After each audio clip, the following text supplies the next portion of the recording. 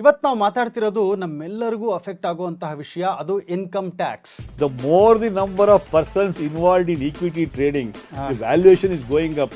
So they want to bring them into tax bracket. ಇದರಲ್ಲಿ ಏನಾದರೂ ಹೊಸ ಥರ ಟ್ಯಾಕ್ಸ್ ರೆವಲ್ಯೂಷನ್ ಏನಾದರೂ ಬರ್ತಾ ಇದೆಯಾ? ಅಂದರೆ ನಮ್ಗೇನೋ ಇನ್ಕ್ರೀಸ್ ಆಗಿಬಿಡುತ್ತಾ ಟ್ಯಾಕ್ಸಸ್ಗಳು, ಅಥವಾ ನಮ್ಗೇನಾದರೂ ಕಷ್ಟಗಳ ಅದನ್ನು ಫಾಲೋ ಮಾಡೋದು? Then the department will call for scrutiny. Why have you invested? What is the source of income? ಅವಾಗ ಏನಾಗುತ್ತೆ, you can't explain. The entire amount is going to be taken as unexplained. Section 68 ಅಂತ ಒಂದಿದೆ, 100% tax ಆಗ್ಬಿಡುತ್ತೆ.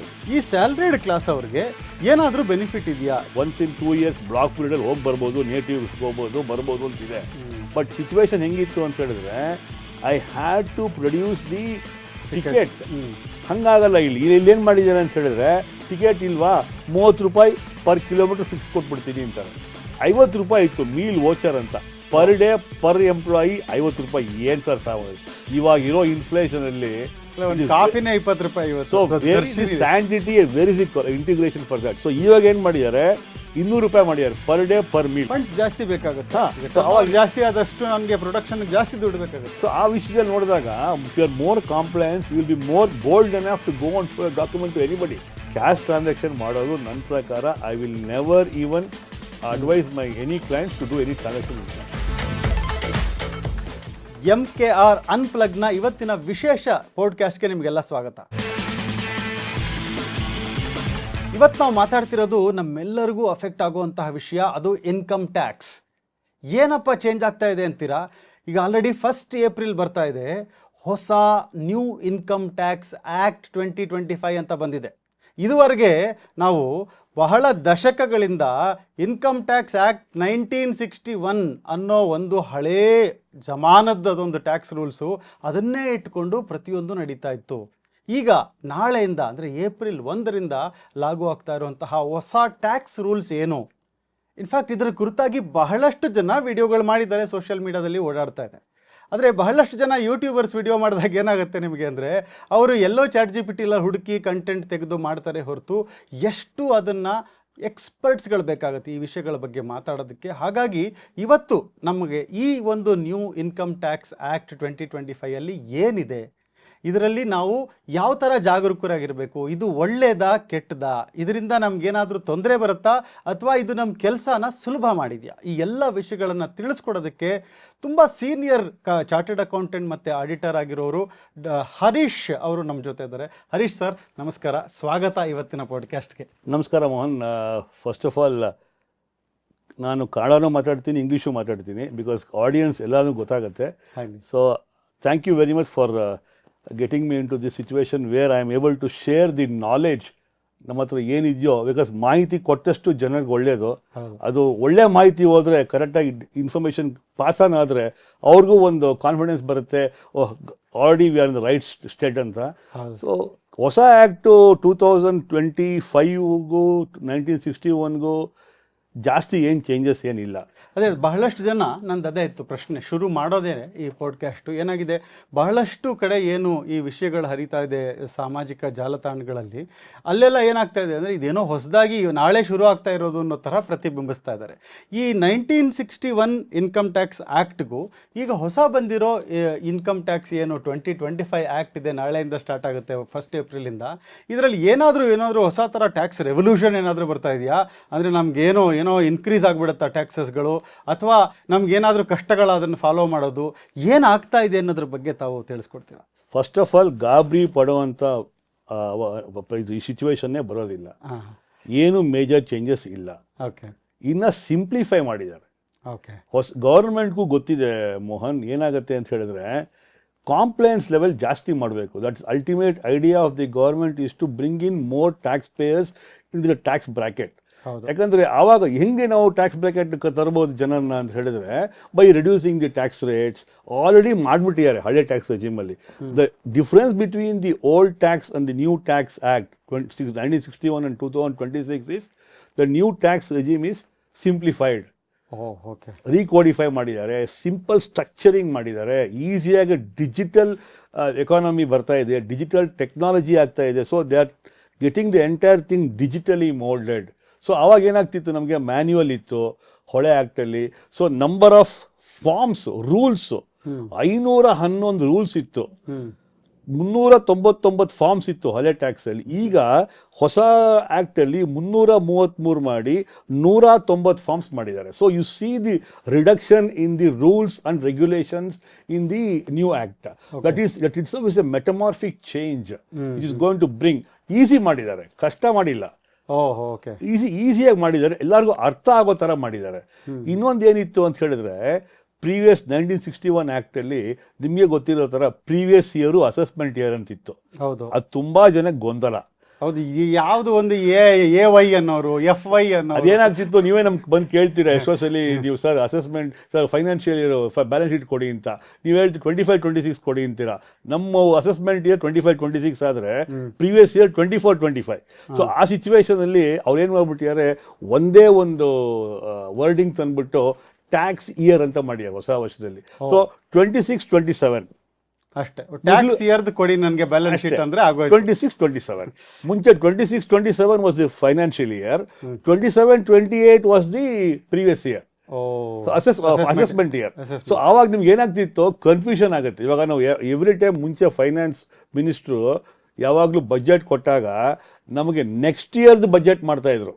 ಹೌದು, ಇವಾಗ ನಿಮ್ಗೆ ಗೊತ್ತಿದೆ ಅಲ್ವಾ, ಇವಾಗ ಫೆಬ್ರವರಿಲಿ ನಾವು ಮಾಡಿದ ಬಜೆಟ್ 27-28 ಅಸೆಸ್ಮೆಂಟ್ ಇಯರ್ ಅಂತ, ಬಟ್ ಫೈನಾನ್ಷಿಯಲ್ 26-27 ಅಪ್ಲೈ ಆಗುತ್ತೆ. ಹೌದು. ಸೊ ಈಗ tax year is 26-27. Very simple ಆಗಿ ಎಲ್ಲರಿಗೂ ಅರ್ಥ ಆಗೋ ಥರ ಈಸಿಯರ್ ಕಾಂಪ್ಲೈನ್ಸ್ ಅಂಡ್ ಪ್ರೆಸೆಂಟೇಷನ್. ಮುಂಚೆ ಹಳೆ ರೆಜಿಮ್ 1961 ಆ್ಯಕ್ಟಲ್ಲಿ 7 lakhs ಟ್ಯಾಕ್ಸ್ ಇತ್ತು, ಲಿಮಿಟೇಷನ್ನು, ಎಕ್ಸಂಪ್ಷನ್ ಇತ್ತು. 7 lakhs ತನಕ ಟ್ಯಾಕ್ಸ್ ಕೊಡೋ ಅಗತ್ಯ ಇರಲಿಲ್ಲ. ಇವಾಗ 12 lakhs ಮಾಡಿದ್ದಾರೆ. ಅದು ಮುಂಚೆ ಆ್ಯಕ್ಟಲ್ಲೂ ಇತ್ತು, ಇದು ಕಂಟಿನ್ಯೂ ಮಾಡ್ಕೊಂಡು ಹೋಗಿದ್ದಾರೆ. 75,000 ರೂಪಾಯಿ ನಿಮಗೆ ಗೊತ್ತಿರೋ ಥರ ಎಲ್ಲ ಸ್ಯಾಲ್ರಿಡ್ ಎಂಪ್ಲಾಯೀಸ್ಗೆ ಡಿಡಕ್ಷನ್ ಬೈ ಡಿಫಾಲ್ಟ್ ಕೊಡ್ತಾ ಇದ್ರು. ಸೊ 7.75 ಇತ್ತು, ಈಗ 12.75 ಆಗುತ್ತೆ. ಓಕೆ, ಇನ್ನೊಂದು ಪ್ರಶ್ನೆ ಹರೀಶ್ ಸರ್, ನನಗೆ ಈಗ ಎಲ್ಲರೂ ಹೇಳ್ತಾರೆ 12.75 lakhsವರೆಗೂ ನಿಮಗೆ ಟ್ಯಾಕ್ಸ್ ಇಲ್ಲ ಅಂತ. ಅದೊಂಥರ ಜನರಲಿ ಅದು ಅಫ್ಕೋರ್ಸ್ 12 ಲಕ್ಷ ಅಂತ ಹೇಳ್ತೀವಿ, ಇನ್ನೊಂದು 75,000 ಡಿಡಕ್ಷನ್ನು ಸೇರಿಸ್ಕೊಂಡ್ರೆ 12.75 lakhs. ಆದರೆ ಅಲ್ಲಿ ಸ್ಲ್ಯಾಬ್ ವೈಸ್ ನೋಡಿದ್ರೆ ಅಲ್ಲೂ ಹಾಕ್ತಾರೆ ಟ್ಯಾಕ್ಸು. 3 ಲಕ್ಷದಿಂದ 5 ಲಕ್ಷ, 5%, 10%, ಅಲ್ಲೂ ಹೇಳ್ತಾರೆ. ಇಲ್ಲೂ ಟ್ಯಾಕ್ಸ್ ಇಲ್ಲ ಅಂದರೆ ಸಾಮಾನ್ಯರು ಹೆಂಗೆ ಅರ್ಥ ಮಾಡ್ಕೊಳ್ಳೋದು, ಹೆಂಗೆ ಟ್ಯಾಕ್ಸ್ ಫ್ರೀ ಆಗುತ್ತೆ? ಮೋಹನ್ ಸರ್, ಏನಾಗಿದೆ ಅಂತ ಹೇಳಿದ್ರೆ, 4 ಲಕ್ಷ ಹೊಸ ಟ್ಯಾಕ್ಸ್ ಅಲ್ಲಿ 4 ಲಕ್ಷದ ತನಕ ಟ್ಯಾಕ್ಸ್ ಇಲ್ಲ. ಸ್ಲ್ಯಾಬ್ ಇದೆ 4 to 8, 8 to 12, 12 to 16, 16 to 20, 20 to 24, 24% ಆದ್ಮೇಲೆ 30% ಟ್ಯಾಕ್ಸ್ ಕೊಡಬೇಕು ಅಂತ. ಇವಾಗ 12 lakhs ಟ್ಯಾಕ್ಸ್ ಇಲ್ಲ ಅನ್ನೋದಕ್ಕೆ ಏನು ಅಂತ ಹೇಳಿದ್ರೆ, ಒಂದು ಉದಾಹರಣೆ ಕೊಡ್ತೀನಿ ನಿಮಗೆ. 4 to 8 ನಮಗೆ ಸ್ಲ್ಯಾಬ್ ಇದೆ, 4 ಲಕ್ಷ ತನಕ ಟ್ಯಾಕ್ಸ್ ಇಲ್ಲ, ಬಟ್ 12 lakhs ತನಕ ಟ್ಯಾಕ್ಸೇ ಬರೋದಿಲ್ಲ ಅಂತ ಹೇಳ್ತಾರೆ ಗೌರ್ಮೆಂಟ್ ಅವರು. Slab starts from 4 lakhs. So ನಿಮ್ಗೆ ಅವಾಗ ಏನಾಗುತ್ತೆ, 12 lakhsಗೆ ಸ್ಲ್ಯಾಬ್ ಮೂಲಕ ಕ್ಯಾಲ್ಕುಲೇಟ್ ಮಾಡಿದಾಗ ಸುಮಾರು ಒಂದು ಟ್ಯಾಕ್ಸ್ ಬರುತ್ತೆ ಆ ಪರ್ಸೆಂಟೇಜಲ್ಲಿ. ಬಟ್ 12 lakhs ಟ್ಯಾಕ್ಸ್ ಬಂದಿದ್ದನ್ನ ಗವರ್ಮೆಂಟ್ ಹಸ್ given A rebate under section 87A ಅಂತ. ಒಂದು 20,000 ಟ್ಯಾಕ್ಸ್ ಬಂದಿದೆ ಅನ್ಕೊಳ್ಳಿ, ಕ್ಯಾಲ್ಕುಲೇಟ್ ಮಾಡಿ, ಅದು ನೀವು ಕಟ್ಟೋದು ಬೇಕಾಗಿಲ್ಲ. ಸಿಂಪಲ್ ಅದು.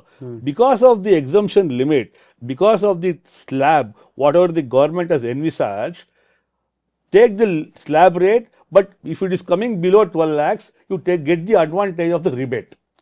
So there is nil effect of tax. ಅದು ಏನಾದ್ರು ಕ್ಯಾಲ್ಕುಲೇಟ್ ಮಾಡ್ಕೊಳ್ಳಿ, ನಮಗಂತೂ ಬರಲ್ಲ ಸರ್. ಔಟ್ಫ್ಲೋ ಅಂತೂ ಇಲ್ಲ ಸರ್. ಇಲ್ಲ. Very clearly, if there is income of 12 lakhs will not come in the tax bracket and you will not be paying any tax on that. ನಿಮಗೆ ಹೊರಗಡೆ ಔಟ್ಫ್ಲೋ ಇರೋದಿಲ್ಲ. ಓಕೆ. ಸೊ ಈ situation ಏನಾಗುತ್ತೆ ಅಂತ ಹೇಳಿದ್ರೆ, ನಾವು ಕ್ಯಾಪಿಟಲ್ ಗೇನ್ಸ್ ಅಂತ ನೀವು ಕೇಳಿರ್ಬೋದು. ಮುಂಚೆ ಓಲ್ಡ್ ರೆಜಿಮಲ್ಲಿ ಏನು ಮಾಡ್ತಿದ್ರು, July 24 ಮುಂಚೆ ಪ್ರೀ July 24, ಪೋಸ್ಟ್ July 24 ಅಂತ ಮಾಡಿದ್ರು. ಪ್ರೀ July 24 ಅಲ್ಲಿ 20% was the tax rate for long term capital gains. Post July 25 2 slab ತಂದರು. ನ್ಯೂ ರೆಜಿಮಲ್ಲಿ 12.5 ಕಟ್ಟಿ, ಹಳೇದಲ್ಲಿ 20.80 ಕಟ್ಟಿ. ಸೊ ಏನಾಗ್ತಿತ್ತು, 12.5 ಕಟ್ಟಬೇಕಾದ್ರೆ ನಿಮಗೆ ಹೊಸ ಪ್ರಾಪರ್ಟಿಲಿ ಇನ್ವೆಸ್ಟ್ ಮಾಡಿದರೆ ಎಕ್ಸಂಪ್ಷನ್ ಸಿಗೋದಿಲ್ಲ. Directly on the sale consideration you pay 12.5% and you get the entire benefit of the entire thing. ಈಗ ಏನು ಮಾಡಿದ್ರು ಹೊಸ 2025 ಆ್ಯಕ್ಟಲ್ಲಿ, July 24 ಆದಮೇಲೆ ಏನೇನು ಇದೆಯೋ ಪ್ರಾವಿಷನ್ಸು ಇಲ್ continue. 12.5 without exemption, 20.8. You go with the best of regime and take the benefit of it. 20.8 old regime ಅಲ್ಲಿ you had the benefit of indexation. ಈ ಹೊಸ 12.5 ಕಟ್ಟಿದ್ರೆ ಇಂಡೆಕ್ಸೇಷನ್ ಬೆನಿಫಿಟ್ ಸಿಗಲ್ಲ ನಿಮ್ಗೆ ಅಷ್ಟೇ. ಸೊ ನ್ಯಾಚುರಲಿ ಇವಾಗ you will be opting for 12.5 structure because hassle ಇಲ್ಲ, prove ಮಾಡೋ ಅಗತ್ಯ ಇಲ್ಲ ಯಾವುದಕ್ಕೂ. ಇನ್ನೊಂದು ಇದಾದ್ಮೇಲೆ ಈ ಹೊಸದು ಈ 12.5% ಏನು ಬಂತು ಕ್ಯಾಪಿಟಲ್ ಗೇನ್ಸು, ತುಂಬಾ ರಿಯಲ್ ಎಸ್ಟೇಟ್ ಟ್ರಾನ್ಸಾಕ್ಷನ್ ಜಾಸ್ತಿ ಆಗ್ಬಿಟ್ಟಿದೆ ಸರ್, ಖಂಡಿತ ಅಬ್ಸಲ್ಯೂಟ್ಲಿ ಮೋಹನ್. ಏನಾಗುತ್ತೆ, ಎಲ್ಲರೂ ಸೇಲ್ ಮಾಡಕ್ ಸ್ಟಾರ್ಟ್ ಮಾಡ್ಬಿಟ್ಟಿದ್ದಾರೆ, property buying selling. so people are now realizing that whatever the government has given with the 12.5 rate of tax is certainly beneficial to the common man. So July 24 ಆದ್ಮೇಲೆ ಇರೋದಕ್ಕೆ ಎಲ್ಲರಿಗೂ ಈ IT new act ಅಲ್ಲಿ Whatever rules are applicable after July 24, that is going to continue, it will be applicable for everybody. Okay. So ಆ situation ಅಲ್ಲಿ older ಏನಾಗ್ತಿತ್ತು, ನಿಮಗೆ ಹಳೆ ಆ್ಯಕ್ಟಲ್ಲಿ ಆ ಲೇಔಟೇ ಬೇರೆ, ಪ್ರೊಸೀಜರಲ್ ಕಾಂಪ್ಲೆಕ್ಸಿಟಿ ಬೇರೆ ಇತ್ತು. ಹೊಸ ಆ್ಯಕ್ಟಲ್ಲಿ they have try to minimise. ಏನಾಗ್ತಿತ್ತು, litigations was more on the older taxation. Because the law is very complicated. ನೋಡಿ, ಇನ್ಕಮ್ ಟ್ಯಾಕ್ಸ್ ಲಾ ಎಲ್ಲಾರ್ಗು ಅಷ್ಟು ಈಸಿಯಾಗಿ ಗೊತ್ತಾಗಲ್ಲ. You have to rely on an expert, like chartered accountant ಆಗಲಿ, income tax practitioner ಆಗಲಿ, ಆ ಥರ ಹೋಗಿ ಕೇಳಬೇಕಿತ್ತು ಜನನ. ಈಗ ಏನಾಗಿದೆ, by reading the sentences itself you'll be able to understand the language is very important. ಅಂದ್ರೆ ಹೊಸ ಆಕ್ಟ್ ಅಲ್ಲಿ Correct. So ಅವಾಗ ನಿಮಗೆ it has reduced the burden of making it more simpler. ಅವಾಗ ಏನಾಗುತ್ತೆ, because the law is more simpler, the compliance will be more, litigations will be down. So ಗಾಬರಿ ಆಗುವಂಥದ್ದು ಏನಿಲ್ಲ ಮೋಹನ್. ಹೊಸ ಆ್ಯಕ್ಟ್ ಬರ್ತಾ ಇದೆ, ಈಸಿಯಾಗಿ ತೊಗೊಂಬೋಣ. ನಾವು ದಯವಿಟ್ಟು ಎಲ್ಲರಿಗೂ ನಾವು ಹೇಳೋದು ಏನು ಅಂತ ಹೇಳಿದ್ರೆ, ಗಾಬರಿ ಆಗುವಂಥ ವಿಷಯ ಏನೂ ಇಲ್ಲ. ಅಂದ್ರೆ ಇನ್ನು ಒಳ್ಳೇದೇ ಆಗಿದೆ ನಮಗೆ, ಖಂಡಿತ ಒಳ್ಳೇದಾಗಿದೆ. ಅಬ್ಸಲ್ಯೂಟ್ಲಿ ಮೋಹನ್, ಖಂಡಿತ ಒಳ್ಳೇದಾಗತ್ತೆ. ಸಿಂಪ್ಲಿಫೈ ಮಾಡಿದ್ದಾರೆ. Easy for the common man to understand and to comply. Okay, wonderful sir. ಇವಾಗ ನಾವು ಹೆಚ್ಚು ಜನ 82% ನಮ್ಮ ವೀಕ್ಷಕರು ಯಾರಿದ್ದಾರೆ ನಮ್ಮ ಚಾನಲ್ನಲ್ಲಿ ಎಲ್ಲ ಸ್ಯಾಲ್ರಿಡ್ ಕ್ಲಾಸ್ ಅವರೇ ಜಾಸ್ತಿ. ಹೌದು, ಅದು ಬೆಂಗಳೂರಿನವರೇ ಜಾಸ್ತಿ. ಹೌದು. ಹಾಗಾಗಿ ಈ ಸ್ಯಾಲ್ರಿಡ್ ಕ್ಲಾಸ್ ಅವ್ರಿಗೆ ಏನಾದರೂ ಬೆನಿಫಿಟ್ ಇದೆಯಾ? ಈ ಒಂದು ಹೊಸ IT ರೂಲ್ಸಲ್ಲಿ ಸಿಂಪ್ಲಿಫಿಕೇಶನ್ ಏನು ಮಾಡಿದ್ದಾರೆ ಅದರಲ್ಲಿ ಏನಾದರೂ ಇನ್ಕ್ರೀಸ್ ಮಾಡಿದಾರಾ ಸ್ಲ್ಯಾಬ್ಸ್ಗಳು? ಖಂಡಿತ. ಯಾಕಂದರೆ ನನಗೆ ಇಂಟ್ರೆಸ್ಟ್ ಇರೋದು ಒಂದು ಇನ್ಕಮ್ ಟ್ಯಾಕ್ಸ್ ಬಗ್ಗೆ ತಾವು ಹೇಳಿದ್ರಿ. ನಮಗೆ ಸಾಮಾನ್ಯವಾಗಿ ಸ್ಯಾಲ್ರಿಡ್ ಅವ್ರಿಗೆ ಏನಿರುತ್ತೆ ಅಂದರೆ ಒಂದೆರಡು ಪ್ರಾಪರ್ಟಿ ಇರುತ್ತೆ, ಈ ರೆಂಟ್ ಬರುತ್ತೆ, ಆ ರೆಂಟ್ ಮೇಲೆ ಮತ್ತೆ ಟ್ಯಾಕ್ಸ್ ಹಾಕ್ಬಿಡ್ತಾರೆ. ಮತ್ತು ಇನ್ನೊಂದು ಏನೋ ಒಂದು HRA, ಈ ಬೆನಿಫಿಟ್ ಏನಾದರೂ ತೊಗೊಂಡ್ರೆ ನಾವು ಕಂಪನಿ ಕಡೆಯಿಂದ, ಈ ಕಂಪನಿ ಕಡೆಯವರು ಅಷ್ಟೇ ಎಲ್ಲನೂ ಆ್ಯನ್ಯುಯಲಲ್ಲಿ ಹಾಕಿ ನಮ್ಮನ್ನು ಹಾಗೆ ಸ್ಕ್ವೀಸ್ ಮಾಡಿಬಿಟ್ಟಿರ್ತಾರೆ. ನಮ್ಗೆ ಮಂತ್ ಎಂಡಿಗೆ ಬರೋ ಸ್ಯಾಲ್ರಿ ಇದು ಎಷ್ಟು ಕಡಿಮೆ ಆಗಿಬಿಡುತ್ತೆ ಅಂದರೆ, ಇಲ್ಲ ಇರೋದು ಒಂದು ಅವ್ರು ಆ್ಯನ್ಯುಯಲಲ್ಲಿ ಹಾಕ್ತಾರೆ, ಮತ್ತೆ ಟ್ಯಾಕ್ಸ್ ಅಂತ ಡಿಡಕ್ಟ್ ಮಾಡಿಬಿಡ್ತಾರೆ. ಹಾಗಾಗಿ ಏನು ಅಡ್ವಾಂಟೇಜ್ ಇದೆ ಸ್ಯಾಲ್ರಿಡ್ ಕ್ಲಾಸ್ ಅವ್ರಿಗೆ? ಸರ್ಟನ್ಲಿ ಸ್ಯಾಲ್ರಿಡ್ ಎಂಪ್ಲಾಯೀಸ್ಗೆ ತುಂಬ ಪ್ರಾವಿಷನ್ಸ್ ತಂದಿದ್ದಾರೆ ಹೊಸ ಆ್ಯಕ್ಟಲ್ಲಿ. ಏನಾಗ್ತಿತ್ತು, ಮುಂಚೆ ಈ ಮೆಟ್ರೋಸ್ ಅಂತ ಇತ್ತು, HRA was 50% benefit could be taken for those citizens residing in Chennai, Mumbai, ಆಮೇಲೆ ಡೆಲ್ಲಿ ಆ್ಯಂಡ್ ಕಲ್ಕಟ್ಟ. ಇವಾಗ ಏನು ಮಾಡಿದ್ದಾರೆ, ಹೈದ್ರಾಬಾದ್, ಪುಣೆ, ಅಹಮದಾಬಾದ್ ಆ್ಯಂಡ್ ಇನ್ನೊಂದು ಯಾವುದು ಬ್ಯಾಂಗ್ಳೂರ್ ತಂದ್ಬಿಟ್ಟು ಹೊಸ ರೆಜಿಮಲ್ಲಿ 50% ಬೆನಿಫಿಟ್ ತಗೊಳ್ಳಿ ಅಂತ ಬಂದಾಗ ನಿಮ್ಗೆ ಕಾಂಪ್ಲೈನ್ಸ್ ಲೆವೆಲ್ ಹೆಚ್ಚಾಗತ್ತೆ. So these are the benefit which are been given to salaried employees. ಮುಂಚೆ ಇನ್ನೊಂದು ಏನಾಗಿತ್ತು ಅಂದರೆ ಸರ್, ಈ ಗಿಫ್ಟ್ ಟು ಎಂಪ್ಲಾಯೀಸ್ 5,000 ತನಕ ಅದಾದ್ಮೇಲೆ ಕೊಟ್ಟರೆ ಟ್ಯಾಕ್ಸಬಲ್ ಇತ್ತು. ಸೊ ಏನಾಗ್ತಿದೆ ಅಂದರೆ, ನಮ್ಮದು CTC ಅಂತ ಮಾಡ್ತೀವಿ ಎಂಪ್ಲಾಯೀಸ್ಗೆ. ಹೌದು. ಈ CTC ಅಂತ ಮಾಡಿದಾಗ ಆ CTC ಒಳಗಡೆ ನ್ಯಾಚುರಲಿ ಎಲ್ಲ ಎಂಪ್ಲಾಯೀಸ್ಗೂ ಎಷ್ಟು ಎಕ್ಸಂಪ್ಷನ್ ಬರುತ್ತೆ, ಎಷ್ಟು ಟ್ಯಾಕ್ಸ್ ಕಮ್ಮಿ ಆಗುತ್ತೆ ಅಂತ ಒಂದು ಭಾವನೆ ಇದ್ದೇ ಇರುತ್ತೆ. Everybody will have the same mind set. So ಇದರಲ್ಲಿ ನಾವು 1 ಲಕ್ಷ CTC ಇದ್ರೆ ಏನೇನು ಬೆನಿಫಿಟ್ ತಗೊಂಬೋಣ, what are the exemptions irrespective of the regime under the new act, gift 5,000 ಇಂದ 15,000 ಮಾಡಿದ್ದಾರೆ. It certainly is a huge benefit. ಆಮೇಲೆ ನಿಮಗೆ 50 ರೂಪಾಯಿ ಇತ್ತು ಮೀಲ್ ವೋಚರ್ ಅಂತ, ಪರ್ ಡೇ ಪರ್ ಎಂಪ್ಲಾಯಿ 50 ರೂಪಾಯಿ. ಏನ್ ಸರ್ ಸಾವನ್ ಇವಾಗ ಇರೋ ಇನ್ಫ್ಲೇಷನ್ ಅಲ್ಲಿ ಕಾಫಿನೇ 20 ರೂಪಾಯಿ. So where is the sanctity, where is the integration for that? So ಇವಾಗ ಏನ್ ಮಾಡಿದ್ದಾರೆ, 200 ರೂಪಾಯಿ ಮಾಡಿದ್ದಾರೆ ಪರ್ ಡೇ ಪರ್ ಮೀಲ್. 200 ರೂಪಾಯಿ is at least where the employee can take 200 × 30 ಅಂದರೆ 6,000 ರೂಪಾಯಿ ತನಕ ಬೆನಿಫಿಟ್ ತಗೋಬಹುದು employee from the CTC. It will be part of your CTC, but the employee can take the benefit. ಅದೇನಾಗುತ್ತೆ ಅಂದರೆ Mohan, that will be part of your P&L. Profit ಕಮ್ಮಿ ಆಗುತ್ತೆ. It will be outside the purview of your CTC. ಆ situation benefit ಆಗುತ್ತಲ್ಲ ನಿಮಗೆ. ಅದಾದ್ಮೇಲೆ education facility per child ಮುಂಚೆ ಇವಾಗ ಏನಾಗಿತ್ತು, 1,000 ರೂಪೀಸ್ ಇತ್ತು, ಇವಾಗ 3,000 ಮಾಡಿದ್ದಾರೆ. ಹೌದು. ಅವಾಗ ಏನಾಗುತ್ತೆ, ಇಟ್ಸ್ ಮೆಡಿಕಲ್ ಟ್ರೀಟ್ಮೆಂಟು ಅಷ್ಟೇ 20,000 ಇದ್ದಿದ್ದು 2 ಲಕ್ಷ ಮಾಡಿದ್ದಾರೆ. Oh where is this huge gap 10 times ಜಾಸ್ತಿ ಆಗಿದೆ ನಿಮಗೆ. So it's naturally it will benefit the salaried employees. How you want to structure it between the employee ಮಾತಾಡಿಕೊಂಡು ಹಿಂಗೆ ಸ್ಟ್ರಕ್ಚರಿಗೆ ಮಾತಾಡ್ಕೋಬೇಕು ಅಂತ ಮಾಡ್ಕೋಬೇಕಷ್ಟೇ. Okay it how do you want to bring in all these things in to the salary structure. That is going to be the situation where you can take the benefit. ಆಮೇಲೆ public transport sir, ಇವಾಗ ಮೊದಲು ಏನಾಗಿತ್ತು, LTC ಅಂತ ಇತ್ತು, ನಿಮ್ಗೆ ಗೊತ್ತಿರ್ಬೋದು, leave travel concession, leave travel allowance ಅಂತ. ಅದೇನಾಗಿತ್ತು ಅಂತ ಹೇಳಿದ್ರೆ ಮುಂಚೆ AC or first class ticket ಇದ್ರೆ ಮಾತ್ರ ಕೊಡ್ತಾ ಇದ್ರು. ನೀವು ಟ್ರಾವೆಲ್ ಮಾಡಿ ಮುಂಚೆ ಅವರು ಓದಾಡ್ತಾ ಇದ್ವಿ ನಾವೆಲ್ಲ ಒಂದ್ ಕಡೆ, ಆ ಟ್ರೈನ್ ಟಿಕೆಟ್ ಮಿಸ್ ಆಗಿ ಹೋಗ್ಬಿಟ್ರೆ ನಿಮ್ಗೆ ಎಕ್ಸಾಮ್ ಸಿಗೋದೇ ಇಲ್ಲ. Once in 4 years, once in 2 years block period ಅಲ್ಲಿ ಹೋಗಿ ಬರ್ಬೋದು, ನೇಟಿವ್ಸ್ ಹೋಗ್ಬೋದು ಬರ್ಬೋದು ಅಂತಿದೆ. ಬಟ್ ಸಿಚುವೇಶನ್ ಹೆಂಗಿತ್ತು ಅಂತ ಹೇಳಿದ್ರೆ I had to produce the ticket.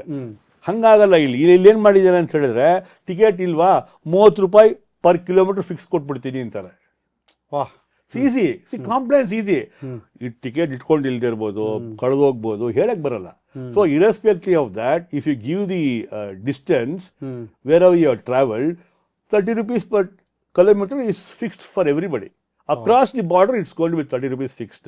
So these are the important ingredients for the salary. How it takes benefit, ನಮ್ಮಂಥವ್ರು ಇದ್ದೀವಿ, ನಿಮ್ಮಂಥವ್ರು ಇದ್ದೀರಾ, ಟ್ಯಾಕ್ಸ್ ಎಕ್ಸ್ಪರ್ಟ್ಸ್ ಇದ್ದಾರೆ, ಬಂದು ಕೇಳ್ಬೋದು, ವಿ ಕ್ಯಾನ್ ಗಿವ್ ದ ಮಾಹಿತಿ.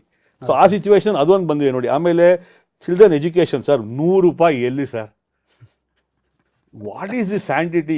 ಇವಾಗ ಇರೋ ಇನ್ಫ್ಲೇಷನ್ಗೆ ಇವಾಗ 3,000 ರೂಪಾಯಿ ಮಾಡಿದ್ದಾರೆ. ಆಮೇಲೆ ಹಾಸ್ಟೆಲ್ ಎಕ್ಸ್ಪೆಂಡಿಚರು ಜಾಸ್ತಿ ಮಾಡಿ ಪರ್ ಚೈಲ್ಡ್ಗೆ 300ರಿಂದ 9,000 ಮಾಡಿದ್ದಾರೆ. ಆಮೇಲೆ ಟ್ರಾನ್ಸ್ಪೋರ್ಟ್ ಫಾರ್ ಹ್ಯಾಂಡಿಕ್ಯಾಪ್ಟು ಸರ್, ಮುಂಚೆ 3,200 ರೂಪಾಯಿ ಇತ್ತು, ಇವಾಗ 15,000 ಮಾಡಿದ್ದಾರೆ sir, or 15% of basic salary. ಅವಾಗ ಏನಾಗುತ್ತೆ, ಬೆನಿಫಿಟ್ ಆಗ್ತಿರೋದು ಯಾರಿಗೆ ಅಂತ ಹೇಳಿದ್ರೆ ಇದೆಲ್ಲ ಅಲ್ಟಿಮೇಟ್ ನಮ್ಮ ಮಕ್ಕಳು ಎಲ್ಲ ಸ್ಕೂಲಲ್ಲಿ ಓದ್ತಾ ಇದ್ದಾರೆ, ಹಾಸ್ಟೆಲ್ ಇದ್ದಾರೆ ಅಂದ್ರೆ 9,000 ರೂಪಾಯಿ ಯೂಸ್ ಮಾಡಬಹುದು. ಇಲ್ಲಿ ತಿಂಗಳಿಗೆ ಅಮೌಂಟ್ ಯೂಸ್ ಮಾಡಬಹುದು ಅವ್ರು. By bringing all these things for a salaried employee, this taxing of the ultimate outgo, if you structure it properly, naturally ಕಮ್ಮಿ ಆಗೇ ಆಗುತ್ತೆ. ಆಮೇಲೆ ಈ ಸ್ಲ್ಯಾಬು ಜಾಸ್ತಿ ಆಗಿದೆ. ಸೊ ನ್ಯೂ ರೆಜಿಮ್ ಆಫ್ ಮಾಡಿ ಇದೆಲ್ಲ ತಗೊಂಡ್ರೆ ಬೆನಿಫಿಟ್ ನಿಮ್ಗೆ ಏನಾಯ್ತು, ಅಲ್ಟಿಮೇಟ್ಲಿ ಔಟ್ಫ್ಲೋ. ಸೊ ಉಳಿಬೇಕು ಸರ್. ಅಲ್ಟಿಮೇಟ್ಲಿ ಟ್ಯಾಕ್ಸ್ ಸೇವ್ ಆಗಿ ನಮಗೆ ಉಳಿದ್ರೆ ತಾನು ನಾವು ಜೀವನ ಮಾಡೋಕ್ಕಾಗತ್ತೆ. ಈ ಥರ ಬಂದಿರೋ ಇನ್ಫ್ಲೇಷನ್ನು ಎಲ್ಲ ಮಾಡೋಕ್ಕೆ you can't cope up with the inflation. ಅಲ್ವಾ ಮೋಹನ್ ಸರ್? ತುಂಬ ಚೆನ್ನಾಗಿ ತಿಳಿಸ್ಕೊಟ್ರಿ. ಅಂದರೆ ಒಂದು ಕ್ಲಿಯರ್ ಆಗಿ ಇಷ್ಟೇ ಈ ಥರ ಬೆನಿಫಿಟ್ಸ್ ಇದೆ, ಅಡ್ವಾಂಟೇಜಸ್ ಇದೆ ಅಂತ. ಈಗ ನಾವು ಬಹಳಷ್ಟು ಜನ ಸ್ಟಾಕ್ ಮಾರ್ಕೆಟಲ್ಲಿ ಇನ್ವೆಸ್ಟ್ ಮಾಡ್ತೀವಿ, ಕೆಲವರೆಲ್ಲ ಫ್ಯೂಚರ್ಸ್ ಆ್ಯಂಡ್ ಆಪ್ಷನ್ಸಲ್ಲೆಲ್ಲ ಆಟಗಳಾಡ್ತಾರೆ. ಪ್ಲಸ್ ಅಟ್ಲೀಸ್ಟ್ ಅದೊಂದು ಕ್ಯಾಪಿಟಲ್ ಗೇನ್ಸ್ ಈ ಸ್ಟಾಕ್ ಮಾರ್ಕೆಟ್ ಇನ್ವೆಸ್ಟರ್ಸ್ಗೆ ಯಾವ ಥರ ಇದೆ ಈ IT ರೂಲ್ಸ್ ಕರೆಂಟ್ಲಿ? ತಾವು ಹೇಳಿದ್ರಿ ಸ್ಲ್ಯಾಬ್ಸಲ್ಲಿ ಏನೂ ಚೇಂಜ್ ಇಲ್ಲ ಅಂತ, ಆದರೆ ಏನಾದರೂ ಈ ಹೊಸ ರೂಲ್ಸ್ಗಳು ಏನಾದರೂ ರಿಸ್ಟ್ರಿಕ್ಷನ್ಸ್ ಇದೆಯಾ IT ಆ್ಯಕ್ಟಲ್ಲಿ? ಈಗ ಏನಾಗಿದೆ ಅಂದರೆ ಮೋಹನ್, ನಿಮ್ಮ ಹತ್ರ ಇನ್ಕಮ್ ಫ್ರಮ್ ಹೌಸ್ ಸ್ಯಾಲರಿ ಇದೆ, ಇನ್ಕಮ್ ಫ್ರಮ್ ಹೌಸ್ ಪ್ರಾಪರ್ಟಿ ಇದೆ, ಇನ್ಕಮ್ ಫ್ರಮ್ ಅದರ್ ಸೋರ್ಸಸ್ ಇದೆ, ಇದೆಲ್ಲ ತೊಗೊಂಡ್ರೆ ನಿಮ್ಮ ಸ್ಲ್ಯಾಬಲ್ಲಿ ಬಂದ್ಬಿಡ್ತೀರ. ಕ್ಯಾಪಿಟಲ್ ಗೇನ್ಸ್ ಅಂತ ಬಂದಿದ ತಕ್ಷಣ ಗೌರ್ಮೆಂಟ್ ಏನು ಮಾಡಿದ್ದಾರೆ, ಅದಕ್ಕೆ ಸಪ್ರೇಟ್ ಟ್ಯಾಕ್ಸ್ ಹಾಕಿದ್ದಾರೆ. So this income plus capital gains is going to be a taxable part. Okay. So we should ಅದು ಟ್ಯಾಕ್ಸ್ ಲ್ಯಾಬಲ್ ಬರುತ್ತೆ ಅಂತ ಕನ್ಫ್ಯೂಸ್ ಮಾಡ್ಕೋಬಾರ್ದು. So investment income separate. Correct. So anything, any capital gains asset on an when you sell an asset, asset ಅಂದ್ರೆ ಏನು, movable, immovable, equity, ಏನಾರ ಆಗಲಿ, so ಏನೇ ಇದ್ರೂ ಅದೆಲ್ಲ ಅಸೆಟ್ಸ್, ಅಸೆಟ್. ಅದನ್ನ ನೀವು ಸೇಲ್ ಮಾಡಿದ್ರೆ ಅದನ್ನ ನಾವು ಏನ್ ಮಾಡಿದ್ದಾರೆ ಗೌರ್ಮೆಂಟ್ ಅವರು ಶಾರ್ಟ್ ಟರ್ಮ್, ಲಾಂಗ್ ಟರ್ಮ್ ಅಂತ ಮಾಡಿದ್ದಾರೆ. ಶಾರ್ಟ್ ಟರ್ಮ್ ಅಂದ್ರೆ ಯಾವ್ದು ಹೆಂಗ್ ಬರುತ್ತೆ, ನೀವು ಹಳೆ ರೆಜಿಮ್ ಹೊಸ ಆಕ್ಟ್ ತಗೊಂಡ್ಬಿಡೋಣ, ಹಳೆ ಆಕ್ಟ್ ತಗೊಂಡು ವೇಸ್ಟ್, ಹೆಂಗಿದ್ರು ಅದೇನು ಅಪ್ಲಿಕಬಲ್. Perfectly correct. ಸೊ ಹೊಸ ಆಕ್ಟ್ ಅಲ್ಲಿ ಲೆಸ್ ದೆನ್ 12 months ಇದ್ರೆ ನಿಮಗೆ short term, more than 12 months 24 months ಇದ್ರೆ ಲಾಂಗ್ ಟರ್ಮ್. ಅಷ್ಟು ತಿಳ್ಕೊಂಬಿಡಿ ನೀವು. ಸೊ ಅವಾಗ ಏನಾಗುತ್ತೆ, ಎರಡೇ ಬಂದಿರೋದು. ಸೊ ಈಗ ಏನಾಗುತ್ತೆ, ಶಾರ್ಟ್ ಟರ್ಮ್ಗೆ ಟ್ಯಾಕ್ಸೇಷನ್ ಎಷ್ಟು, ಲಾಂಗ್ ಟರ್ಮ್ ಟ್ಯಾಕ್ಸೇಷನ್ ಎಷ್ಟು, ಅದರಲ್ಲಿ ಏನು ಮಾಡ್ಬಿಟ್ಟಿದ್ದಾರೆ, ಈಕ್ವಿಟಿಗೆ ಎಷ್ಟು, ಅದರ್ ದನ್ ಈಕ್ವಿಟಿಗೆ ಎಷ್ಟು ಮಾಡಿದ್ದಾರೆ. So short term capital gains on listed equity mutual fund ನೀವು ಸೇಲ್ ಮಾಡಿದ್ರೆ ಈಗ 20% ಕಟ್ಟಬೇಕು. ಯಾವುದು ಹೊಸ ಆ್ಯಕ್ಟಲ್ಲಿ short term equity correct, perfectly correct, becomes costlier. ಇವಾಗ ಏನಾಗುತ್ತೆ, ನಿಮಗೆ will be paying more tax. Because ಏನಾಗಿದೆ, ಇವಾಗ 15% ಮುಂಚೆ 15 ಮಾಡಿತ್ತು, 20. ಯಾಕಂದ್ರೆ ನಿಮ್ಗೆ ಏನ್ ಮಾಡಿದ್ದಾರೆ ಗೌರ್ಮೆಂಟ್ ಅವರು, the more the number of persons involved in equity trading, the valuation is going up. So they want to bring them into tax bracket. Make it more compliant. ಯಾರು ಏನು ಎಸ್ಕೇಪ್ ಆಗೋದೇ ಇಲ್ಲ. ಯಾಕಂದರೆ ಝೆರಾದಲ್ಲಿ ಮಾಡಿದ್ದೀರಾ, ಬೈ ಡಿಫಾಲ್ಟ್ ನಿಮಗೆ annual information statement ಅಂತ ಬರುತ್ತೆ, PAN number ಹಾಕಿರ್ತೀರಾ, by ಡಿಫಾಲ್ಟಲ್ಲಿ ಬಂದು ಕೂತ್ಕೊಂಡ್ಬಿಡುತ್ತೆ. ನೀವು ಎಸ್ಕೇಪ್ ಆಗೋದೇ ಇಲ್ಲ. ಇವಾಗ ನಾವು ರಿಟರ್ನ್ಸ್ ಫೈಲ್ ಮಾಡಬೇಕಾದ್ರೆ ಕ್ಲೈಂಟಿಗೆ ನಾವು ಏನು ಕೇಳೋದೇ ಇಲ್ಲ ಮೋಹನ್. ಯಾಕಂದರೆ AIS ಅಂತ ಇದೆಯಲ್ಲ, ಅದರಲ್ಲಿ ಎಲ್ಲ ಬಂದು ಕೂತ್ಕೊಂಡ್ಬಿಡುತ್ತೆ. ನಾವೇ ಕೇಳ್ತೀವಿ, ಸರ್ ಇದು ಮಾಡಿದ್ದೀರಾ, ಇದು ಮಾಡಿಲ್ವಾ ಅಂತ. So information is already been uploaded there. Based on that we have to file the returns. ನಮಗೆ ಏನು ಇನ್ಫಾರ್ಮೇಷನ್ ಬೇಕೋ, ಶಾರ್ಟ್ ಟರ್ಮಾ ಲಾಂಗ್ ಟರ್ಮಾ, ನೀವು ಯಾವಾಗ ಪರ್ಚೇಸ್ ಮಾಡಿದ್ದೀರಾ, ಪರ್ಚೇಸ್ ಮಾಡಿಲ್ಲ, ಬೈ ಡಿಫಾಲ್ಟ್ ಅದು ಟ್ಯಾಕ್ಸೇಷನ್ ಹೋಗುತ್ತೆ. ಸೊ ಶಾರ್ಟ್ ಟರ್ಮ್ಗೆ ಎಷ್ಟು ಇವಾಗ tax 20%. As I told you, long term 12.5% for listed equity and above 1.25 lakhs. ಅಲ್ಲೂ ಎಕ್ಸಂಪ್ಷನ್ ಕೊಟ್ಟಿದ್ದಾರೆ. ಲಾಂಗ್ ಟರ್ಮ್ ಆದರೆ 1.25 lakhs ತನಕ ಟ್ಯಾಕ್ಸ್ ಕೊಡಬೇಡಿ. Over and above that you can go with 12.5% for long term capital gains. ನಿಮ್ಗೆ benefit ಇದೆ. Long term ಯಾವಾಗ ಬರುತ್ತೆ? 24 months and above ಇಟ್ಕೊಂಡಾಗ ಲಾಂಗ್ ಟರ್ಮ್ ಬರುತ್ತೆ. ಸೊ ಆ ಸಿಚುವೇಷನಲ್ಲಿ ಇದಕ್ಕೆ ಈಕ್ವಿಟಿಗೆ, ಮ್ಯೂಚುವಲ್ ಫಂಡಿಗೆ, ಸೆಕ್ಯೂರಿಟೀಸ್ ಆಯಿತು. ಮೂವಬಲ್ ಅಸೆಟ್, ಮನೆ ಸೇಲ್ ಮಾಡ್ತೀರಾ, ಆವಾಗ ಏನಾಗುತ್ತೆ, ಲಾಂಗ್ ಟರ್ಮ್ ಅಸೆಟ್ ಬಂದಾಗ 12.5% ಕೊಡ್ತೀವಿ ವಿತೌಟ್ ಇಂಡೆಕ್ಸೇಷನ್. ನಿಮ್ಗೆ ಮುಂಚೆನೇ ಹೇಳಿದ್ದೆ ನಾನು. ನ್ಯೂ ರೆಜಿಮಲ್ಲಿ no indexation. Even if you want to take the benefit of indexation, you can assess the tax. ಯಾವುದು ಬೆಸ್ಟ್ ಅಂತ ನೋಡಿಕೊಂಡು ನೀವು ಟ್ಯಾಕ್ಸ್ ಯಾವ್ದು ಕಮ್ಮಿ ಬರುತ್ತೆ ಅದು ಕಟ್ತೀರಾ. 12.5 ತೊಗೊಂಡ್ರೆ ವಿತೌಟ್ ಇಂಡೆಕ್ಸೇಷನ್ ಕಟ್ಬಿಡ್ತೀರಾ. ನೀವು ಹೊಸ ಮನೆ ಇನ್ವೆಸ್ಟ್ ಮಾಡಲಿ, ಬಿಡ್ರಿ, ಇದಕ್ಕೆ ಬರೋದೇ ಇಲ್ಲ ಅವರು. ಸೊ ಈ ಸಿಚುವೇಷನ್ನಲ್ಲಿ ನಾವು ಕ್ಯಾಪಿಟಲ್ ಗೇನ್ಸು, ಸೆಕ್ಯೂರಿಟೀಸ್ಗೆ ಎಷ್ಟು, ಬಿಲ್ಡಿಂಗ್ ಎಷ್ಟು, ಮೂವಬಲ್ ಪ್ರಾಪರ್ಟಿಗೆ ಹೇಳಿದ್ದೀವಿ. ಸೊ ಇನ್ನು ನೆಕ್ಸ್ಟ್ ನೀವು ಹೇಳಿದಾಗ ಕ್ಯಾಪಿಟಲ್ ಗೇನ್ಸ್ ತುಂಬಾ ಸ್ಟ್ರೀಮ್ಲೈನ್ ಮಾಡಿಬಿಟ್ಟಿದ್ದಾರೆ. ಅದೂ ಮುಂಚೆ ಏನಾಗಿದೆ, ನೀವು ಹೊಸ ಪ್ರಾಪರ್ಟಿಗೆ ಇನ್ವೆಸ್ಟ್ ಮಾಡಿದ್ರಿ, ಗೌರ್ಮೆಂಟ್ ಗೊತ್ತಾಗತ್ತಾ, ವಿತಿನ್ 3 years ಮಾಡಬೇಕು, ಮನೆ ಕಟ್ಟಬೇಕು, ವಿತಿನ್ 1 year ಮನೆ ತೊಗೋಬೇಕು, ವಿತಿನ್ 2 years ಫ್ಲ್ಯಾಟ್ ತೊಗೋಬೋದು ಅಂತ. ಇದೆಲ್ಲ ಕಾಂಪ್ಲೈನ್ಸ್ ಜಾಸ್ತಿನೇ. ನಿಮ್ಗೆ ಐಡಿಯಾನೇ ಇರಲ್ಲ ಪಾಪ. ಆಸ್ ಎ ಲೇಮ್ಯಾನ್ ಬಂದು ಕೇಳ್ತಾರೆ, ಸರ್ ಮನೆ 1 ವರ್ಷ ಮುಂಚೆ ಕಟ್ಬಿಟ್ಟಿದ್ದೀನಿ, ತೊಗೋಬೋದು, ಬೆನಿಫಿಟ್ ತೊಗೋಬೋದಿತ್ತು, ಗೊತ್ತಿರಲಿಲ್ಲ. So going by all this scenario, the government says you pay 12.5, I'll not even ask you any questions. What more do you want? Correct. Compliance levels ಕಮ್ಮಿ ಮಾಡಿದ್ದಾರೆ. ಹೌದು, ಚೆನ್ನಾಗಿ ತಿಳಿಸಿದ್ರಿ ಸರ್. ಇನ್ನೊಂದು ನಮಗೆ ಬಹಳಷ್ಟು ಈ ಸೋಷಿಯಲ್ ಮೀಡಿಯಾದಲ್ಲಿ ಹರಿದಾಡ್ತಾ ಇರೋದು ನಿಮಗೆ ಕ್ಯಾಶ್ ಟ್ರಾನ್ಸಾಕ್ಷನ್ಸ್ ಬಗ್ಗೆ. ಎಲ್ಲರೂ ಅದೊಂದು ಭಯ ಬರೆಸ್ತಾ ಇದ್ದಾರೆ. ನಿಮಗೆ 100% ಪೆನಾಲ್ಟಿ ಹಾಕ್ಬಿಡ್ತಾರೆ ಕ್ಯಾಶ್ ಟ್ರಾನ್ಸಾಕ್ಷನ್. ಆ್ಯಕ್ಚುಲಿ ಇದೇನಾದರೂ ಹೊಸದಾ? ಯಾಕೆಂದರೆ ನಾವು ಇದು ಮುಂಚೆನೂ ಇತ್ತಿದ್ದು. ಇಲ್ಲ ಮೋಹನ್, ಅದು ಏನೂ ಚೇಂಜ್ ಆಗಿಲ್ಲ, ಮುಂಚೆನೂ ಇತ್ತು ಅದು. ಏನಾಗಿದೆ ಅಂದರೆ, ಕ್ಯಾಶಲ್ಲಿ ನೀವು ಟ್ರಾನ್ಸಾಕ್ಷನ್ಸ್ ಕಮ್ಮಿ ಮಾಡಿದಷ್ಟು ಒಳ್ಳೇದು. ಎಲ್ಲರಿಗೂ ಗೊತ್ತಿರೋ ಪ್ರಸಂಗ. ಈ ಅನ್ಫಾರ್ಚುನೇಟ್ಲಿ ಪ್ರಾಪರ್ಟಿ ರಿಯಲ್ ಎಸ್ಟೇಟ್ ಬಂದಾಗ ಗೈಡೆನ್ಸ್ ವ್ಯಾಲ್ಯೂಗೆ ನೀವು ಇದು ಏನಾದರೂ ರಿಜಿಸ್ಟರ್ ಮಾಡಬೇಕು, ಇಲ್ಲಾಂದರೆ ಕಮ್ಮಿ ಆಗುತ್ತೆ, ಅಂಡರ್ ವ್ಯಾಲ್ಯೂಷನ್ಗೆ ಹೋಗುತ್ತೆ. ಇನ್ಕಮ್ ಟ್ಯಾಕ್ಸ್ ಇನ್ನೊಂದು ವಿಷಯ ಬಂದಿದೆ ಮೋಹನ್, ಸೆಕ್ಷನ್ 50 ಅಂತ ಒಂದಿದೆ. ಏನಂತ ಹೇಳಿದ್ರೆ, ಅದು ನೀವು ಪ್ರಾಪರ್ಟಿ 1 lakh ನಿಮ್ಮ ಕನ್ಸಿಡರೇಷನ್ ಬಂದಿದೆ.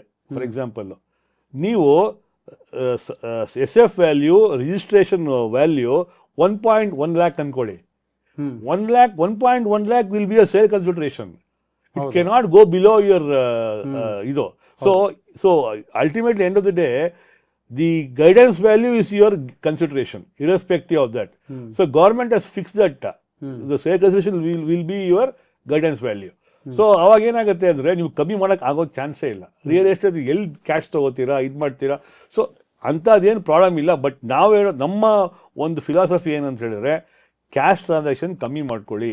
Cash deposit into bank also is a without any proof is a income tax will call up for scrutiny. 10 lakhs and above over a period of 1 year, if you are depositing cash into bank, naturally the banker will intimate to the department. Then the department will call for scrutiny. Why have you invested? What is the source of income? ಅವಾಗ ಏನಾಗುತ್ತೆ, you can't explain. The entire amount is going to be taken as unexplained credit. Section 68 ಅಂತ ಒಂದಿದೆ, 100% tax ಆಗ್ಬಿಡುತ್ತೆ ಅದು, if you are not able to explain the credit in the bank account. So cash transaction ಮಾಡೋದು ನನ್ನ ಪ್ರಕಾರ, I will never even advise my any clients to do any transaction in cash.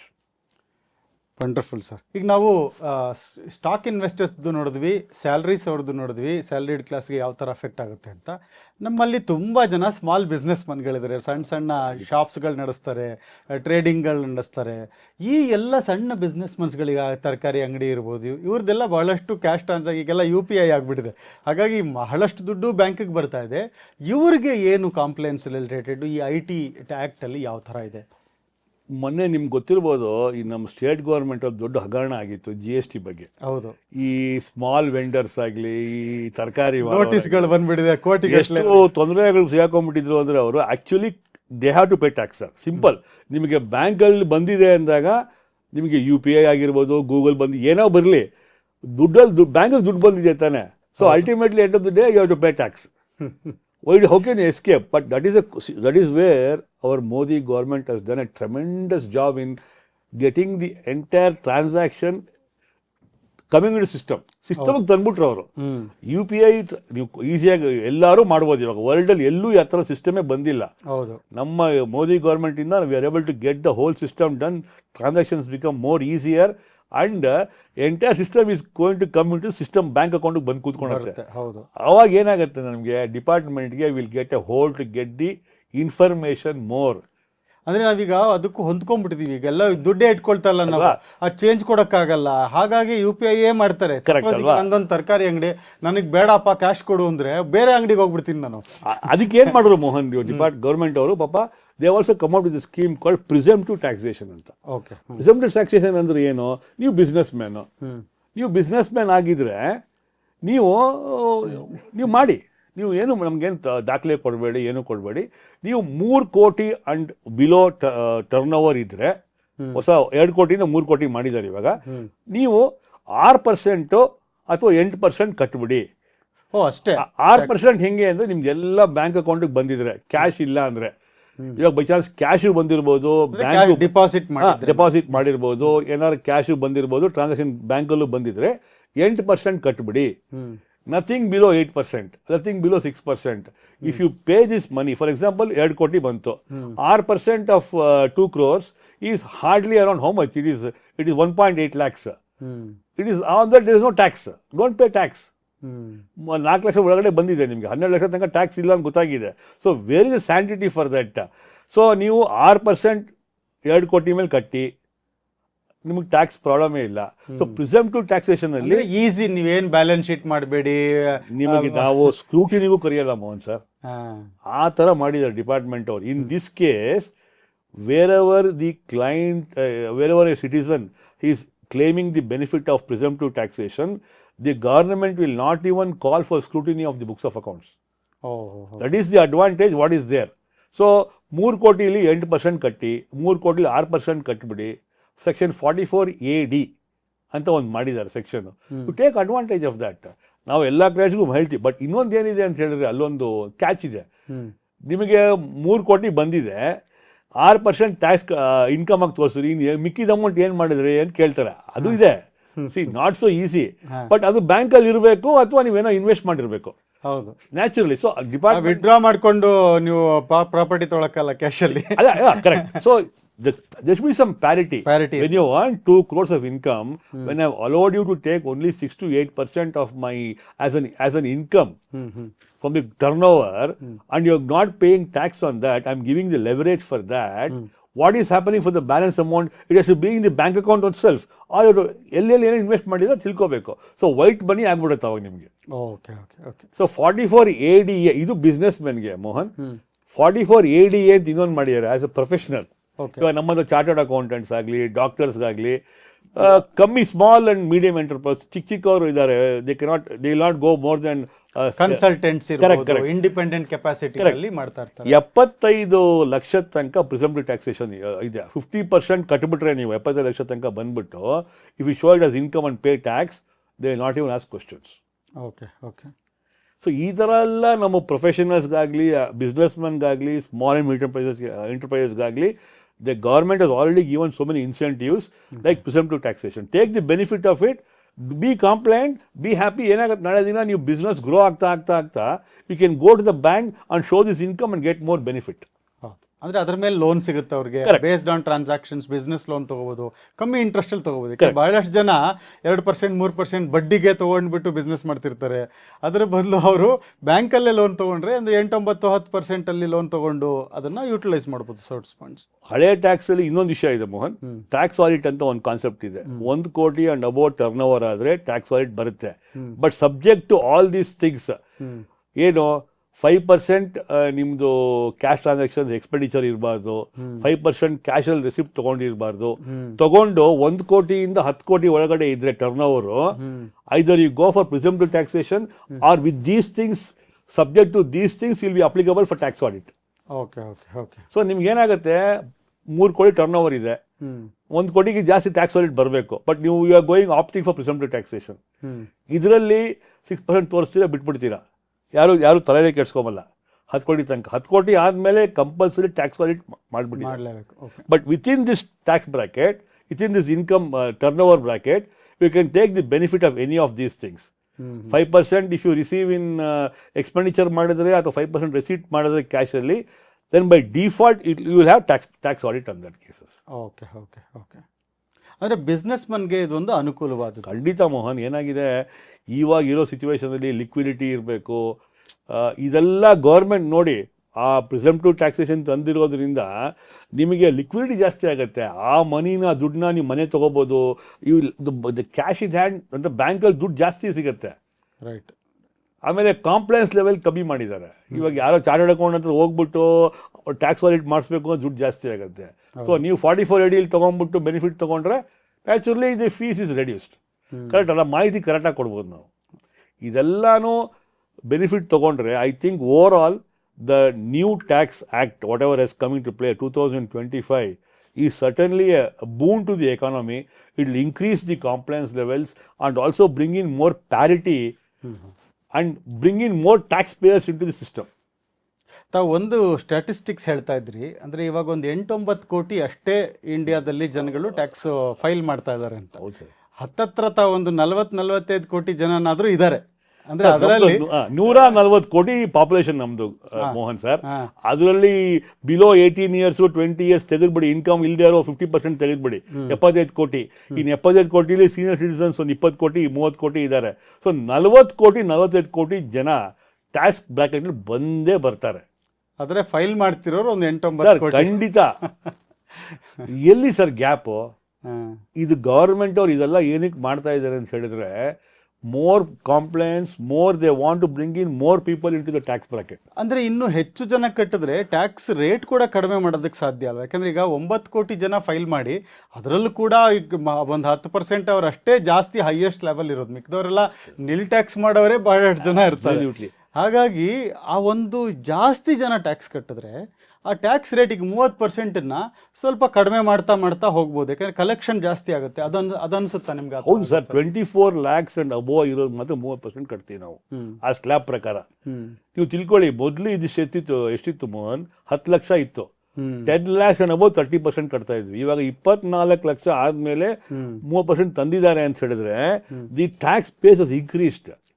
Because they can't also run the government without any money, correct? So they also leverage somewhere alva. So ನಮ್ಗೆ 100 ರೂಪಾಯಿ ಬರ್ತಾ ಇದೆ tax ಅಂದ್ರೆ 100 ರೂಪಾಯಿಗೆ ಇಟ್ಟಿರ್ತಾರೆ, ಹೊತ್ತು ಕಮ್ಮಿ ಮಾಡಕ್ ಹೋಗಲ್ಲ. ಬಟ್ ಇಂಡೈರೆಕ್ಟ್ಲಿ ಬೇರೆ ಎಕ್ಸೆಪ್ಷನ್ಸ್ ಅಂದ್ಬಿಟ್ಟು ಏನೋ ಮಾಡಿರ್ತಾರೆ. ಬಟ್ ಸ್ಲ್ಯಾಬ್ ಕಮ್ಮಿ ಮಾಡಿದಾಗ ನಿಮ್ ಕಾಂಪ್ಲೈನ್ಸ್ ಲೆವೆಲ್ ಜಾಸ್ತಿ ಆಗ್ತಾ ಹೋಗುತ್ತೆ. So more the compliance level, more the people coming to tax bracket, the possibility of reduction of taxes also is going to go. Companies Act Mohan ನಿಮ್ಗೆ ಗೊತ್ತಿರೋ ಥರ 30% ಇತ್ತು, ಇವಾಗ 26% ಮಾಡಿದ್ದಾರೆ, 25% ಮಾಡಿದ್ದಾರೆ. ಹೊಸ ಕಾರ್ಪೊರೇಟ್ ಟ್ಯಾಕ್ಸ್. ಹೊಸ ಮ್ಯಾನುಫ್ಯಾಕ್ಚರಿಂಗ್ ಇಂಡಸ್ಟ್ರಿ ಮಾಡಿ ನೀವೇನಾರ ಮಾಡ್ತೀವಿ ಕಂಪ್ನಿ ಮಾಡಿ 15% ಮಾಡಿದ್ದಾರೆ.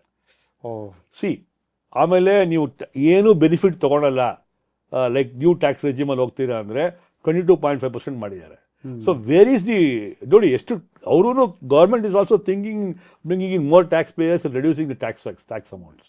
ಸೊ ಇದೆಲ್ಲ ಐ ಥಿಂಕ್ ಮೋದಿ ಗೌರ್ಮೆಂಟ್ ಆ 2047ಗೆ ಏನೋ 5 trillion ಎಕಾನಮಿ ಮಾಡಬೇಕು ಅಂತ ಇದಾರಲ್ಲ, ಇದೆಲ್ಲ ಆ ದೃಷ್ಟಿ ಇಟ್ಕೊಂಡೇ ಮಾಡ್ತಿರೋದು ನಾವು. ಈ ವಾರು ಆಮೇಲೆ ಹಾವುಗಳು ಮೇಲು ಕೆಳಗಡೆ ಇದೆಲ್ಲ ಆಗ್ತಾ ಇರುತ್ತೆ. Any country is going to face, ನಮ್ಗಂದ ಎಲ್ಲರಿಗೂ ಆಗ್ತಾ ಇದೆ ಇದು. ಸೊ ದ ಎಕಾನಮಿ ನೋಡಿ, ಡಾಲರ್ ರೇಟ್ ಮೋಹನ್ ₹95 ಬಂದ್ಬಿಟ್ಟಿದೆ. 95 ರೂಪಾಯಿ ಬಂದಿದೆ. ಹೌದು. ಯಾಕಂದ್ರೆ ನಮಗೆ ರಿಸರ್ವ್ಸ್ ಅಷ್ಟೊಂದು ಇಲ್ಲ, FIS ಎಲ್ಲ ಫಂಡ್ಸ್ ಹೊರಗಡೆ ತೊಗೊಂಡು ಹೋಗ್ತಾ ಇದ್ದಾರೆ. ನಮಗೆ ಲಿಕ್ವಿಡಿಟಿ RBI ನಮ್ಗೆ dollar rate is not able to withstand because of petrol also going up. So ಇದೆಲ್ಲ ನೋಡಿ ದೃಷ್ಟಿಲಿ ನೋಡಿ ನಮ್ಮ ಇಂಡಿಯನ್ ಎಕಾನಮಿ ಏನೇ ವ್ಯಾಲ್ಯೂಯೇಷನ್ ಕಮ್ಮಿ ಆಗಿರ್ಬೋದು, ನಮ್ಮ ಶೇರ್ಸ್ ಎಲ್ಲ ತುಂಬ ಕಷ್ಟಪಡ್ತಾ ಇರ್ಬೋದು, ಕಮ್ಮಿ ಆಗೋಗ್ಬಿಟ್ಟಿದೆ. Because ours being a saving economy, we are able to sustain everything. Correct ಅಲ್ವಾ? ನಮ್ಮ ಡೆಟ್ ಎಕಾನಮಿ ಅಲ್ಲ ನಮ್ಮದು. ನಮ್ಗೆ ಇವತ್ತಿನ ದಿನಾನು ನಮಗೆ ನಾಳೆ ಏನಾಗ್ಬಿಡುತ್ತಪ್ಪ ಅಂತ ನಮ್ಗೊಂದು ಯೋಚನೆ ಇರುತ್ತೆ. ಎಲ್ಲ ದೇಶಗಳು ನಾವು ಅನಾಲಿಸಿಸ್ ಮಾಡ್ತಿರ್ತೀವಿ ನಮ್ಮ ಎಕನಾಮಿಕ್ಸ್ ಇದರಲ್ಲಿ, ಮಾರ್ಕೆಟ್ ಅನಾಲಿಸಿಸ್ ಅಲ್ಲಿ ಹೈಯೆಸ್ಟ್ ಡೆಟ್ ಇರೋದು ಅಮೆರಿಕ ಅಲ್ವಾ, ಜಪಾನು, ಚೈನಾ ಎಲ್ಲ ಅವ್ರ GDPಗೆ ಆಲ್ಮೋಸ್ಟ್ 1.5-2 ಟೈಮ್ಸ್ ಡೆಟ್ಗಳು ಇಟ್ಕೊಂಡಿದ್ದಾರೆ. ಆದರೆ ನಮ್ಮಲ್ಲಿ ನಾಟ್ ಈವನ್ 3% ಇಲ್ಲ ನಮ್ದು ಡೆಟ್. ಹೌದು. ಸೊ ಇದು ಏನಕ್ಕೆ ಅಂದ್ರೆ ಈಗ ಒಂದು 15-20% ವರೆಗೂ ಬಂದಿದೆ ಕೋವಿಡ್ ಟೈಮಲ್ಲಿ ಇನ್ಕ್ರೀಸ್ ಮಾಡಿದ್ದು. ಬಟ್ ಸ್ಟಿಲ್ ಇಟ್ ಈಸ್ ನೀವು ಹೇಳ್ದಂಗೆ ಸೇವಿಂಗ್ ಎಕಾನಮಿ, ಡೆಟ್ ಎಕಾನಮಿ ಅಲ್ಲ ನಮ್ದು. ಇಲ್ಲಿ ನಮ್ಮ ಒಂದು ಜನರೇಷನ್ ಆಗಲಿ, ಇವಾಗ ಜೆನ್ಜಿ ನೆಕ್ಸ್ಟ್ ಜನರೇಷನ್ ಅಷ್ಟೇ ಭಯ ಪಡ್ತಾ ಇದ್ದಾರೆ ಮಕ್ಕಳು, ಜನ ಎಲ್ಲ. ಯಾಕಂದ್ರೆ the more you save the more the benefit. ನನ್ನ ಈ ಮಾಧ್ಯಮದಲ್ಲಿ ನಾನು ನಿಮ್ಮ ಮೂಲಕ ಏನು ಹೇಳೋದಕ್ಕೆ ಇಷ್ಟಪಡ್ತೀನಿ ಅಂದರೆ, everybody have to save money. ಖರ್ಚಿದ್ದೇ ಇದೆ, but in terms of crisis that is going to save you. Absolutely. COVID ಟೈಮಲ್ಲಿ ನಾವೆಲ್ಲ ಎಷ್ಟು ಕಷ್ಟಪಟ್ಟಿದ್ದೀವಿ, ಸೇವ್ ಮಾಡಿದ್ದೆಲ್ಲ ನಾವು ಯೂಸ್ ಮಾಡ್ಕೊಂಡ್ವಿ. ಏನೇ ಮಾರಿಟೋರಿಯಂ ಕೊಟ್ಟಿರ್ಬೋದು ಗೌರ್ಮೆಂಟು, ಲೋನ್ಸ್ ಎಲ್ಲ ಆಮೇಲೆ ಕೊಡಿ ಅಂತ ಹೇಳಿದ್ರು. But still to sustain you are able to, because income ಯಾರಿಗೂ ಜಾಸ್ತಿ ಇರಲಿಲ್ಲ, everybody lost their jobs. So you are able to sustain because of saved money. At is ನಮ್ದು ಒಂದು ಸನಾತನ ಧರ್ಮದ್ದು ಅದೊಂದು ಅಂಶ ಅನ್ಸುತ್ತೆ ನನಗೇನು. ಬಿಕಾಸ್ ವಿ ವಾಂಟ್ ಟು ಕಬೌಟ್. ಅದೇ ನಮ್ಮ ಮಕ್ಕಳಿಗೆ ನೆಕ್ಸ್ಟ್ ಪೀಳಿಗೆಗೆ ನಾವು ಅದನ್ನ ಹೇಳಬೇಕು ಅನ್ಸುತ್ತೆ. ಸೊ ಒಂದು ಸಮ್ಮರಿನಲ್ಲಿ ನಾವು ನೋಡೋದಾದರೆ ನನಗೇನು ಅರ್ಥ ಆಗಿದ್ದು ಅಂದರೆ, ನೀವು ಇಷ್ಟು ಎಲ್ಲ ವಿಷಯಗಳು ಹೇಳಿದಾಗ, ಒಂದು ಇನ್ಕಮ್ ಟ್ಯಾಕ್ಸ್ ಏನು ಆ್ಯಕ್ಟ್ ಹೊಸದು ಬಂದಿದೆ, ಈ ಹಳೆ ಎಲ್ಲ ಸಮಸ್ಯೆಗಳನ್ನು ತೆಗೆದಿದ್ದಾರೆ, ಲಿಟಿಗೇಷನ್ಸ್ಗಳು ಕಡಿಮೆ ಆಗುತ್ತೆ, ರಿಪೋರ್ಟಿಂಗ್ ಸಿಸ್ಟಮ್ಸ್ ಕಡಿಮೆ ಆಗುತ್ತೆ, ಸಿಂಪ್ಲಿಫೈ ಮಾಡಿದ್ದಾರೆ, ಡಿಜಿಟಲ್ ಎಕಾನಮಿಗೆ ಸಪೋರ್ಟ್ ಮಾಡುತ್ತೆ. ನಾವು ನೆಮ್ಮದಿಯಾಗಿ ಆರಾಮಾಗಿ ಸಿಂಪಲ್ ಆಗಿ ಟ್ಯಾಕ್ಸ್ ಫೈಲ್ ಮಾಡಿಕೊಂಡು ಆದಷ್ಟು ನಮ್ಮ ಕ್ಯಾಶ್ ಟ್ರಾನ್ಸಾಕ್ಷನ್ಸ್ಗಳನ್ನು ಕಡಿಮೆ ಮಾಡಿಕೊಂಡು ಮೈನ್ ಸ್ಟ್ರೀಮ್ಗೆ ಬಂದರೆ ನಮ್ಮ ದೇಶನ ನಾವು ಮುಂದಕ್ಕೆ ತರೋದಕ್ಕೆ ಸಾಧ್ಯ ಆಗುತ್ತೆ. Absolutely right Mohan. ಯಾಕಂದರೆ ನೀವು ಮೇನ್ ಸ್ಟ್ರೀಮಿಗೆ ಬಂದುಬಿಟ್ರೆ ಯಾರೇ ಆಗಲಿ, ನಿಮಗೆ ಲೋನ್ಸ್ ಫೆಸಿಲಿಟಿ ಆಗಲಿ, ಆಮೇಲೆ ಮುಂದಕ್ಕೆ ಹೋಗೋದಿದ್ದ ಏನಾಗುತ್ತೆ ಅಂದರೆ, ಎಕಾನಮಿ ಹೋಗ್ತಾ ನಿಮ್ಮ ಬಿಸ್ನೆಸ್ ಗ್ರೋ ಆಗ್ತಾ ನಿಮಗೆ ಬೇರೆ ಬೇರೆ ಫೆಸಿಲಿಟೀಸ್ ಬೇಕಾಗುತ್ತೆ, ಫಂಡ್ಸ್ ಜಾಸ್ತಿ ಬೇಕಾಗುತ್ತೆ. ಜಾಸ್ತಿ ಆದಷ್ಟು ನನಗೆ ಪ್ರೊಡಕ್ಷನ್ ಜಾಸ್ತಿ ದುಡ್ಡು ಬೇಕಾಗುತ್ತೆ. ಸೊ ಆ ವಿಷಯದಲ್ಲಿ ನೋಡಿದಾಗ, if you are more compliance, you will be more bold enough to go on show document to anybody. Correct. Anybody banking facility ತೊಗೋಬೋದು, ಇನ್ನೊಬ್ಬ ಯಾರೋ ಲೆಂಡರ್ ಬರ್ಬೋದು, ಏಂಜಲ್ ಇನ್ವೆಸ್ಟರ್ ಬರ್ಬೋದು. ಅವಾಗ ಏನಾಗುತ್ತೆ, our strength will become much more bolder and ನಮಗೆ confidence ಬರುತ್ತೆ ಈ ಬಿಸ್ನೆಸ್ ನಾವು ಮಾಡಬೇಕಾಗತ್ತೆ ಅಂತ. Thank you so much Harish ಅವರೇ, ತುಂಬ ಚೆನ್ನಾಗಿ ತಿಳಿಸ್ಕೊಟ್ಟು. ಇದು ನಮ್ಮ ಮೊದಲ ಪಾಡ್ಕಾಸ್ಟು, ಆದರೂ ಅದ್ಭುತವಾದ ಎಲ್ಲ ಈ ಏನು ಸಮಸ್ಯೆಗಳಿದೆ ಸಾಮಾನ್ಯರಿಗೆ ತಿಳಿಯೋ ಥರ ತಿಳಿಸ್ಕೊಟ್ರಿ. ತುಂಬ ಧನ್ಯವಾದ ಹರೀಶ್. ನನಗೆ ಏನು ಗೊತ್ತಿದೆಯೋ ಅದು ಹೇಳಿದ್ದೀನಿ. Thanks for the opportunity. I only hope this will be helpful to everybody, and this is going to be a starting point for us. In ಮುಂದಕ್ಕೆ I will come out with much better topics and concept where we can engage the people. ಯಾಕಂದ್ರೆ ಈ question answers ಕೇಳಬೇಕಾಗತ್ತೆ. ನಾವು ನಮ್ಮ ಕಡೆಯಿಂದ ಹೇಳ್ತಾ ಬರ್ತಾ ಇರ್ತೀವಿ. ಮುಂದಕ್ಕೆ ನಾವೇನು ಮಾಡ್ಬೋದು ಅಂತ ಹೇಳಿದ್ರೆ, ಆ ಕಡೆ ಆಡಿಯನ್ಸು ಇದ್ರೆ they can ask more questions on the live and you can immediately give them the answer. And even today, if any of your friends or anybody else want to contact us, I'll be able to help them out. Absolutely. Thanks for the opportunity. ಖಂಡಿತ sir. ತಮ್ಮ ಒಂದು contact number ಕೂಡ ಈ description ಅಲ್ಲಿ ನಾನು ಹಾಕ್ತೀನಿ. ತಮ್ಮ ಆಫೀಸ್ಗೆ ಬಂದು ಭೇಟಿ ಮಾಡಿ, ಅವ್ರಿಗೆ ಏನು ಸಮಸ್ಯೆಗಳಿದೆಯೇ, ಸಲಹೆಗಳಿದೆ, ಅವ್ರು ತಗೊಳ್ಳಿ ಅಂತ ಖಂಡಿತ ಮಾಡಲಿ. I am so grateful to you. Thank you so much. ವೀಕ್ಷಕರೇ, ನೋಡಿದ್ರಿ ಇವತ್ತು ನಮ್ಮ ಜೊತೆ CA ಹರೀಶ್ ಅವರು ಬಂದು ಎಲ್ಲ ವಿಷಯಗಳ ಬಗ್ಗೆ, ಇನ್ಕಮ್ ಟ್ಯಾಕ್ಸ್ ಆ್ಯಕ್ಟ್ನ ಹೆದರಬೇಕಾಗಿಲ್ಲ ನಾವು, ಅದು ತುಂಬ ನಮಗೆ ಅನುಕೂಲವಾದದ್ದು ಅನ್ನೋದನ್ನು ತಿಳಿಸ್ಕೊಟ್ಟಿದ್ದಾರೆ. ಇದೇ ತರಹ ಮುಂದಿನ ಪಾಡ್ಕಾಸ್ಟ್ಗಳಿಗೆ ನಮ್ಮ MKR ಅನ್ಪ್ಲಗ್ಡ್ ಚಾನಲ್ ನೋಡ್ತಾ ಇರಿ. ಲೈಕ್, ಶೇರ್, ಸಬ್ಸ್ಕ್ರೈಬ್ ಮಾಡಿ.